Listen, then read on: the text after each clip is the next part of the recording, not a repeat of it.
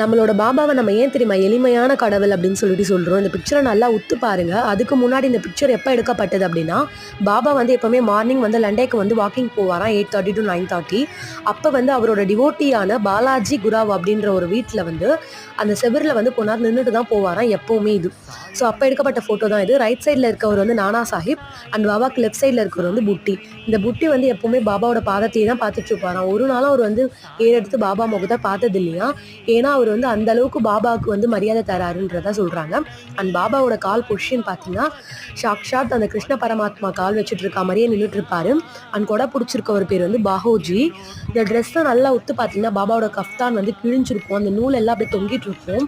இவ்வளோ ஒரு எளிமையான வாழ்க்கையை தான் பாபா வாழ்ந்திருக்காரு. அவரை வணங்காத கோடிக்கணக்கான ஜனங்களே கிடையாது. இருந்தாலும் பாபா எவ்வளோ ஒரு எளிமையாக இருந்திருக்காருன்னு பாருங்க. இதை பற்றி நீங்கள் என்ன நினைக்கிறீங்கன்றதை கமெண்ட்ல சொல்லிடுங்க.